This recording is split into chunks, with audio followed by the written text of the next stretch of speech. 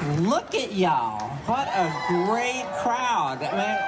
Wow, this is amazing. Thank you for that introduction. It is such an honor to share the stage with other people today, those I've met and those I haven't. Holy Old Man Bull's like been a friend and comrade for decades.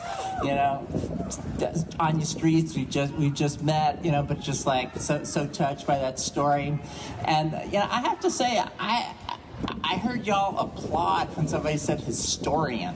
It's like, that's usually not an applause line, you know? So, you know, I am you know, part of me is just like a archived rat history nerd, you know, person, you know, just like, right? Usually not what people think of as like the front line of a struggle anywhere, but given what is going on in this country right now with the government literally erasing our history, taking our history down from websites, saying that trans people did not exist, do not have a place in this society, it is my honor as a historian to say, fuck you, I got the receipts, it was otherwise.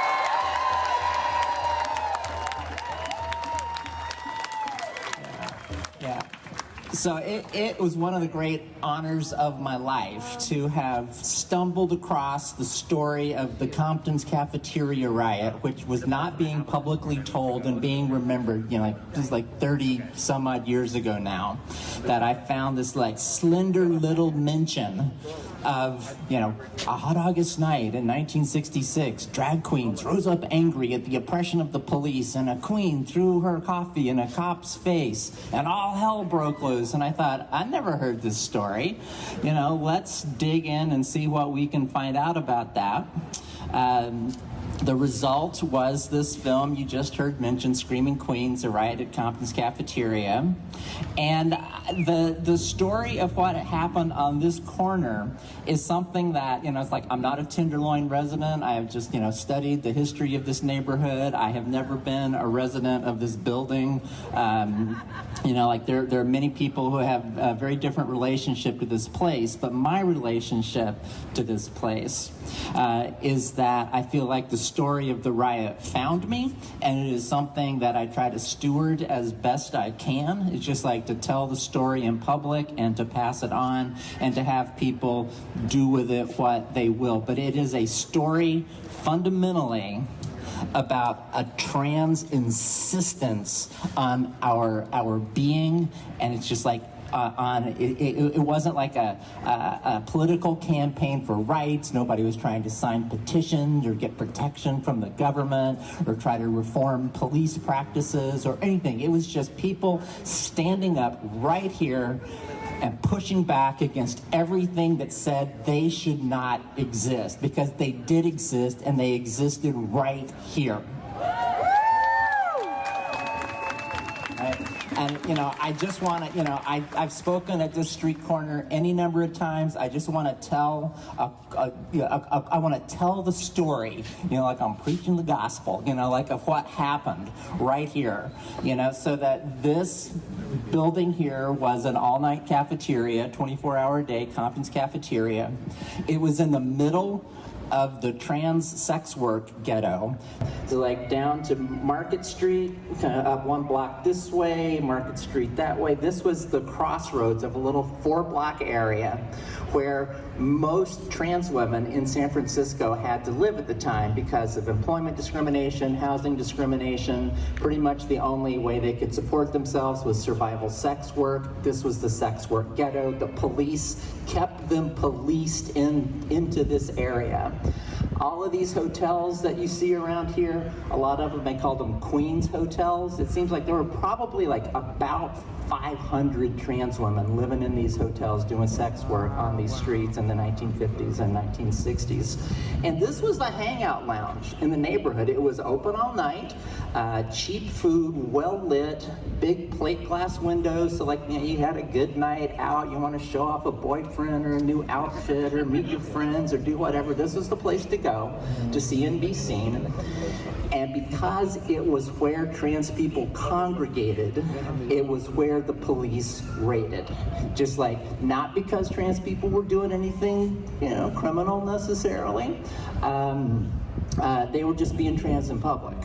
The cops were from hell against trans people. I mean, like, they would just like pick you up. It's like they would drive you around in the police cars. They would make the girls like give blowjobs to the police officers. They would like take them to, to the station. They would strip them, shave their heads, like put them in the mint. It's like cruel and unusual punishment. It was disdain and disgust for trans people. They thought they could abuse trans women because they were powerless, because they wouldn't stand back, because nobody gave a shit about them. They could just do whatever the fuck they wanted to do to trans women and nobody would give a damn. And one night, the trans women who were here, who were hanging out, they got sick of that shit. The cops came in.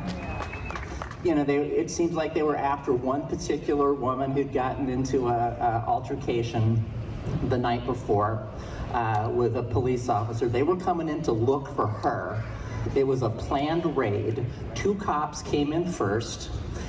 They targeted this one woman. They went to the table where she was sitting, and she picked up a cup of coffee, threw it in his face.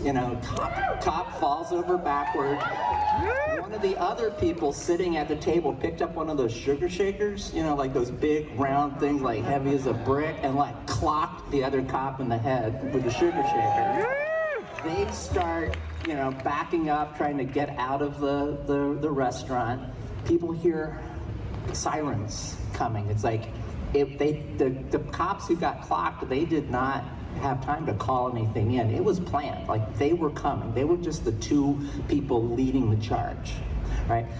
Cops are starting to come in. The place here erupts. It's like everybody who's in there, it's like, they're standing up, they're screaming, they're yelling, like they're throwing shit, they're like breaking the windows out, they're smashing the crockery. It's like they were claiming their space, right? Like this space, this space is our space. As the police cars are coming in, people are starting to pour out of the hotels, pour out of the bars. There was a bar half a block down here called the Checkered Club. It was owned by a Latina trans woman. It was constantly raided by the police. And like, people from the Chuckers are coming out. This bar here on the corner was a place where like trans women would trick. A lot of trans women and other people lived in all of these hotels around here, and before too long, like within minutes, there were hundreds of people in the streets here fighting with the cops. There was a newsstand right here where these flower boxes are. There was a newsstand. It's like they broke into the newsstand and they were making little fire bombs that like wadded up newspaper and throwing it at the cops. They smashed a cop car. They were descriptions that we have of how the fighting took place. It's like a lot of trans women would put bricks or liquor bottles in their purses, and it's like, you get hit by that, it's like, you're gonna feel it. You're gonna feel it.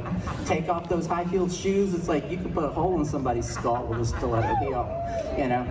Weapons of femme resistance and survival.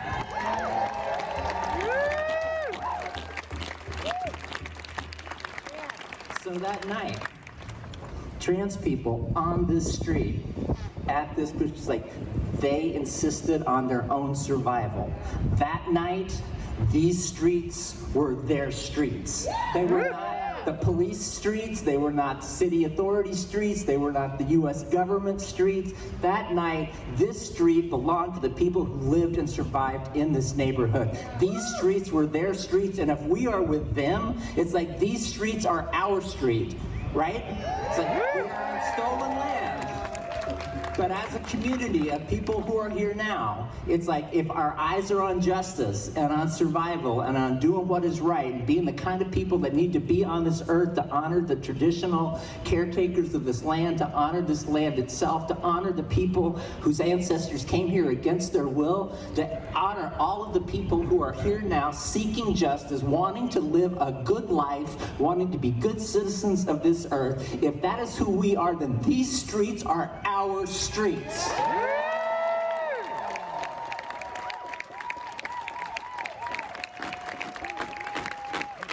Got one more thing to say. I want to stop talking here.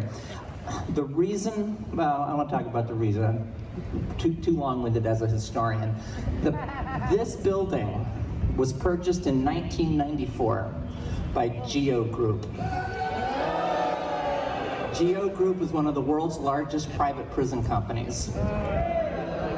This used to be a hotel where a lot of trans women lived. They evicted the trans women in the 1970s, turned it into market rate housing, didn't work too well. It was purchased by a private prison company, the predecessor of Geo Group, and they turned this building that looks like a hotel in the Tenderloin into a residential re-entry facility for people who are exiting incarceration, preparing to live a post-incarcerated life, but they're still under the control of either the California or federal prison systems. They are still incarcerated people, right? This is a private prison masquerading as a hotel in the heart of the Tenderloin. And that is a travesty. I mean, it's like we need to, love to the people who are there. It's like what to, it's just like that. The fact that it is a private prison is nothing to do with it. But like it's like the fact that Geo Group owns this building, profits from this building, profits from like giving like shitty care. That's not the right word to people who live here. It's like profiting from the extraction of value from incarcerated people. It's just like that is so fucked. And that happens here at this site of historic trans resistance to police power and to carceral violence is an atrocity.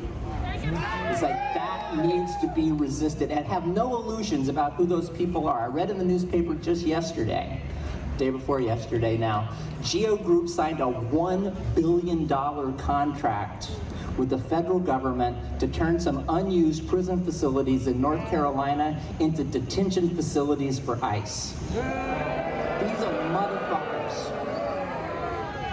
Right? So this is what we're against when we are together with each other on this space. Like, you say it one more time. It's like, whose streets are these? Our streets. Thank you.